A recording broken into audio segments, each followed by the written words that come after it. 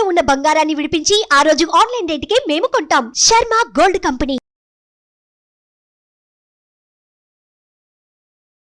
నమస్తే, welcome to Suman TV. నేను మీ యామ్ని.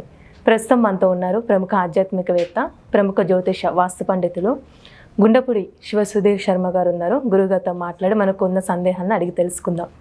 నమస్కారం గురుగారు. శ్రీమాత్రే నమః. శ్రీ గురుభ్యో నమః.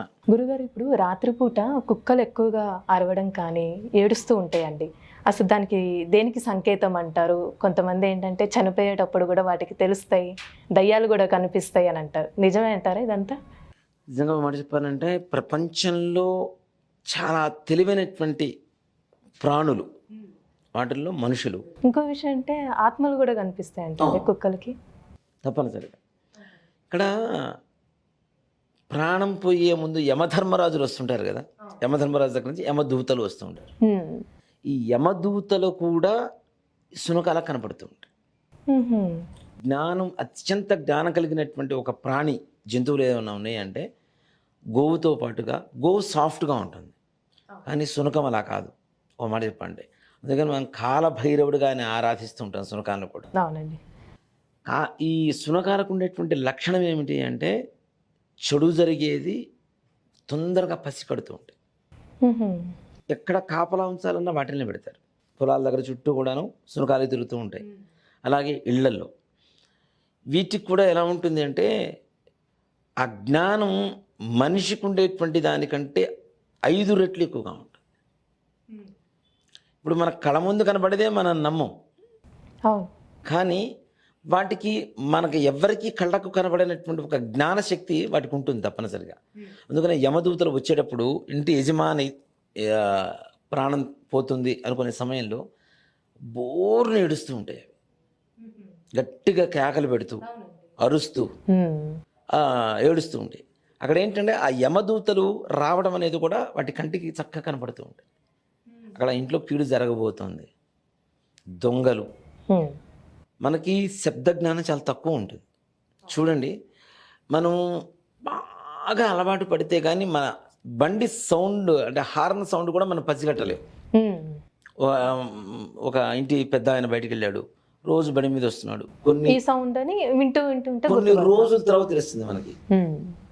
అదే సునకాలుగా చూడండి, కరెక్ట్గా 3 days చాలా అంతే. దానికి 3 రోజులు ఒక సౌండ్ హార్న్ వచ్చిన తర్వాత వ్యక్తి ఇంట్లోకి వచ్చాడు అంటే ఆటోమేటిక్గా 4వ రోజు ఆ సౌండ్ బయట వినపడగానే, ఇంజన్ సౌండ్ విన్నా సరే, మన అన్ని ఇంజన్లు దాదాపు దగ్గర ఒకేలాగా సౌండ్లు వస్తుంటాయి.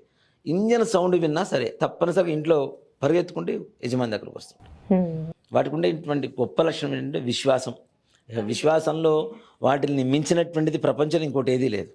నిజంగా మనిషికి ఒక 40 సంవత్సరాల పాటు పోషణ చేసి వాడికి కావాల్సిన కట్టుకోవడానికి బట్టలు, తినడానికి తిండి, ఉండడానికి ఇల్లు, అంత బంగారం ఇచ్చిన 41వ సంవత్సరంలో ఇంతకంటే ఎవరన్నా ఇస్తే వాటితో వెళ్ళిపోతూ ఉంటాడు. కానీ సునకాలు అలా కావు. ఒక్క రోజు ఒక ముద్ద అన్నం పెడితే మన కోసం కాపలా కాస్తూ అట్లానే ఉండిపోతాయి. ఇంట్లో కొన్ని పెంపుడు జంతువులు ఉంటాయి చూడండి, ఇంట్లో కుక్కలు ఉంటాయి చూడండి. ఇంటి యజమాని వెళ్ళినప్పుడు వాకిల దగ్గర కూర్చుంటే మళ్ళీ ఇంటి యజమాని ఇంటికి వచ్చి లోపలికి వచ్చేంత వరకు అవి అక్కడే కూర్చొని ఉంటాయి. దాదాపు ఇప్పుడు రాత్రిపూట, సాయంత్రం పూట, ఇప్పుడు 9 బయటికి వెళ్ళాడు, రాత్రిపూట 12 1 గంటకు వస్తాడు అనే గ్యారంటీ ఉంటుంది. కానీ ఊరు వెళ్ళిన తర్వాత కూడా మరుసటి రోజు పొద్దున 6 వరకు అక్కడే కూర్చొని ఉంటుంది. అది ఆ డోర్ దగ్గరే కూర్చొని ఉంటుంది, ఎప్పుడు వస్తాడని. ఇక అప్పుడు దానికి నిద్ర వస్తే అవలిపోయి పడుకుంటుంది. మళ్ళీ మరుసటి రోజు మళ్ళీ సాయంత్రం మళ్ళీ అదే సమయానికి అక్కడ వచ్చి కూర్చుంటుంది. అంటే వాటికి ఉండేటువంటి విశ్వాసం అలాంటిది, జ్ఞానం, దివ్య జ్ఞానం.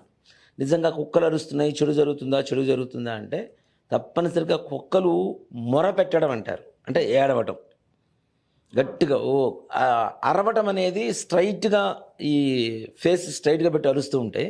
కానీ మొర పెట్టడం మాత్రం తల పైకెత్తి అరుస్తూ ఉంటాయి. తల పైకెత్తి అరుస్తున్నాయి అంటే పైనుంచి ఏదో దిగుతుంది, ఏదో జరుగుతుంది అనేటువంటిది ముందుగా కనిపెట్టేటువంటి జ్ఞానం తప్పనిసరి. అందుకనే చూడండి, పూర్వకాలంలో కాకులు ఇంటి ముందుకు వచ్చి వాళ్తే చుట్టాలు వస్తున్నారు అని చెప్పి చెబుతుంటారు. వాటికి కూడా ఆ జ్ఞానం ఉంటుంది కాబట్టి ఆ మాట చెప్తారు. కాకులు కూడా కాకి ఇంటి వాకిలి ముందు నిలుచొని కావు కావు కావు అని అరిచిందంటే, ఇప్పుడు కాకులు లేవనుకోండి అసలు మనకి. ఓ మాట చెప్పాలంటే ఏదైనా తద్దినం పెడితే పిండం పెట్టడానికే కాకి పిండం అని చెప్పి విక్రి పిండం అంటారు.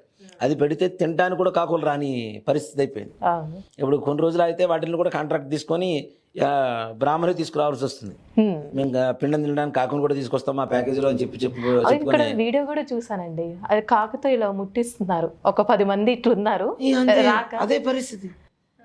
పూర్వకాలంలో ఏంటంటే ఒక పిండం పెడితే ఆ కాకి స్వరూపంలో ఆ పితృదేవతలు వచ్చి ఆ పిండాన్ని తిని వెళితేనే ఆ పెట్టిన శ్రార్థం సంపూర్ణమైనట్టు, అంటే వాళ్ళకి చెందినట్టు లెక్క. ఇప్పుడు కాకులే లేవు, ఈ మాసకాన్ని పెట్టినటువంటి పిండం మరలా నెక్స్ట్ మాసకానికి పక్కన పడేసి కొత్త పిండం పెట్టాల్సి వస్తుంది అక్కడ. అంటే మనం ఎక్కువ వాడుతున్నటువంటి సెల్ ఫోన్లు కావచ్చు, ఈ వీటి వల్ల ఎక్కువగా జంతువులన్నీ కూడా పక్షులు ఇవన్నీ కూడా బాగా దెబ్బతింటూ ఉన్నాయి, బాగా తగ్గుతున్నాయి, తగ్గిపోతున్నాయి, వాటి ప్రాణం ఉండలేదు అవి. అలానే జంతువుల్లో కుక్క అనేది ఏదైతే ఉందో దానికి విశేషమైనటువంటి జ్ఞానం ఉంటుంది. తప్పనిసరిగా వాటి అరుపులకి, వాటి మొరపెట్టడానికి, వాటి చూపులకి అవి పరిగెడుతూ ఉంటాయి. పాము చెవులు అని చాలామంది అంటారు, పాము చెవులు ఉండవు అసలు. కానీ కుక్కలకు ఉండేటువంటి శబ్ద జ్ఞానం ఎంత విశేషంగా ఉంటుందంటే చిన్న అలికిడి, ఆ అలికిడికి మనం లేవని కూడా లేము. అలారం పెడితేనే గట్టిగా ఇట్లా మూసేసి పక్కన పెడతాం, ఇది చేస్తాం. కానీ చిన్న అలికిడికి కూడా అవి లేచి అలర్ట్ అయిపోయి ఇల్లు మొత్తం తిరిగేస్తూ ఉంటాయి. ఎవరు వచ్చారు, ఎక్కడి నుంచి వచ్చారు, ఎటు నుంచి వచ్చారు అని. అంత జ్ఞానం కలిగినటువంటిదే శునకం. అందుకనే మనం మన హిందూ ధర్మం ఎలా ఉంటుంది అంటే కాటు వేసే పాముని పూజిస్తాం, కరిచే కుక్కని పూజిస్తాం, అవునా.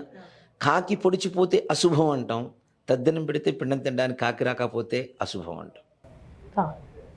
అంటే మన హిందూ ధర్మంలో ప్రతి ప్రాణికి ఒక విలువ ఉంది.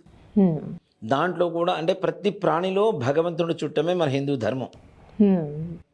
వాటిల్లో ఎందుకు అంటే వాటికి ఉండేటువంటి జ్ఞానాన్ని కూడా ముందుగా మన వాళ్ళు తెలుసుకున్నారు కాబట్టి.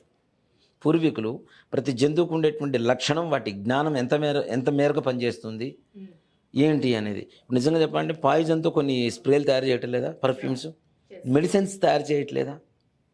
అదేదో వీడియో చూసాము ఈ మధ్య, కేవలం విషంతో మాత్రమే ఏవో తయారు చేస్తారట. పాముల కూరలోంచి తీసినటువంటి విషం ఏదైతే ఉంటుందో వాటితో మాత్రమే తయారు చేస్తారు. మెడిసిన్ కూడా కాదమ్మా, అది ఒక లిక్కర్ టైపు, మత్తు ఎక్కడానికి. ఒక 100 ml వచ్చేసరికి దాదాపు 25 కోట్లు 30 కోట్ల రూపాయల కాస్ట్ ఉంటుంది.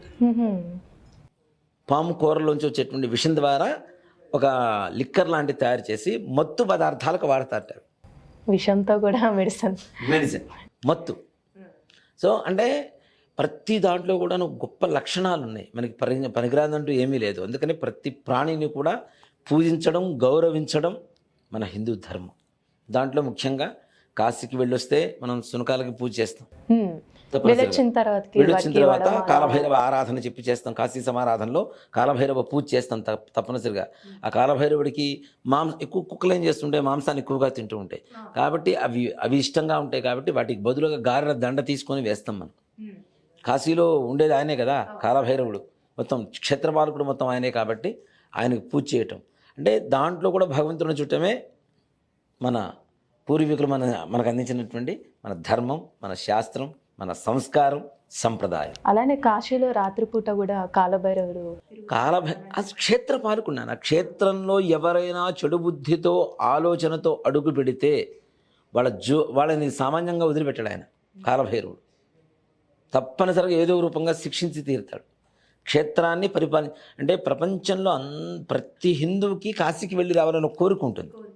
అంటే అంత పరమ పవిత్రమైనటువంటి క్షేత్రం. అలాంటి క్షేత్రాన్ని పరిపాలించేటువంటి క్షేత్రపాలకుడు ఎవరు, క్షేత్రాన్ని రక్షించే శక్తి ఎవరు అంటే కాలభైరవుడు. అలానే కాశీకి వెళ్ళొచ్చిన వాళ్ళు కూడా చాలా గౌరవంగా తీసుకొచ్చేవాళ్ళంట పూర్వకాలంలో. ఇప్పుడు కూడా ఉందమ్మా నిజంగా. ట్రైను ఏ ఇంధనం ద్వారా వెళ్తే అక్కడికి వెళ్ళి వాళ్ళని కాళ్ళు కడిగి అక్కడే ఇంటికి తీసుకొచ్చి చక్కగా ముందు కూర్చోబెట్టి అక్కడ వాళ్ళకి కాళ్ళు కడిగి ఇచ్చేసి చక్కగా పాదపూజ చేసి ఆ నీళ్లు నెత్తిన చల్లుకొని వాళ్ళకి దండలు వేసి ఎంత విశేషంగా చేస్తారు. అంటే పూర్వకాలంలో దానికి ఒక లక్షణం ఉందమ్మా. కాశీకి పోయినా కాటికి పోయినా ఒకటే అనేవాడు. అంటే కాశీకి వెళ్ళి రావడం అనేది చాలా గొప్ప విషయం. వెళ్ళిన వాడు అట్నుంచి అంటే అక్కడ చనిపోదామని చెప్పి వెళ్ళిపోయేవాడు. కొంతమంది వెళ్ళి రావడం, తిరిగి రావడం అనేది చాలా విశేషమైనటువంటి గొప్ప విషయం కాబట్టి ఇంటికి వచ్చిన వాళ్ళని తప్పనిసరిగా గౌరవించేవాడు. అంత మంచి సత్కరించడం, గౌరవించడం కూడా కాదు, సత్కరించడం వాళ్ళని కాశీ విశ్వనాథుడితో సమానంగా వీళ్ళకు కూడా పూజ చేసేవాడు. అన్నపూర్ణాదేవి కాశీ విశ్వనాథుడు భార్యాభర్తలు వెళ్ళొస్తే ఈ విధంగానే వాళ్ళకి చక్కగా పూజ చేసేవాళ్ళు. వాళ్ళ కాళ్ళు కడిగిన నీళ్ళు నెత్తిన చల్లుకునేవాళ్ళు. అంటే అంత పుణ్యం వస్తుంది. అలాంటి క్షేత్రాన్ని పరిపాలించేటువంటి వాడే కాలభైరవుడు. ఆ కాలభైరవుడికి ఎన్ని తెలివితేటలు ఉంటే మరి కాశీ నగరం, కాశీ పట్టణం అంటాం మనం. అవును. పూర్వకాలంలో అతి పెద్ద పట్టణం అంటూ ఏదైనా ఉందంటే కాశీ పట్టణం. కొన్ని వందల యోజనాల విస్తీర్ణంలో ఉండేటువంటి పట్టణమే.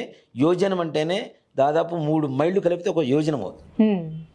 అలాంటి కొన్ని వందల యోజనాల విస్తరించినటువంటి ఒక పట్టణం కాశీ పట్టణం. అందుకనే ప్రతి గాథలోనూ కాశీ గురించే వస్తుంది. కాశీ పట్టణంలో పుట్టిన రాజు కాశీరాజు గారు, కాశీ పట్టణానికి కుడి భాగంలో ఉంది, ఎడం భాగంలో ఉంది. ఇట్లానే కాశీ పట్టణాన్ని కేంద్రంగా చేసుకొని కథలు రాసేవాడు, కథలు చెప్పేవాడు. మనం అంత శక్తి కలిగినటువంటి కాలభైరవుడు అంటే ఆ మొరకి, ఆ అరుపులకి, అవి చేసే చేష్టలకి ప్రతిదానికి అర్థం ఉంటుంది. అర్థాన్ని వెతుక్కోవటంలో పరమార్థం ఉంటుంది. చాలా చక్కగా తెలియజేశారండి. ధన్యవాదాలు. శ్రీమాత్రే నమః. శ్రీ గురుభ్యో నమః. సుమన్ టీవీలో మీ పర్సనల్ అండ్ బిజినెస్ ప్రమోషన్స్ కోసం కింది నెంబర్కి కాంటాక్ట్ చేయండి.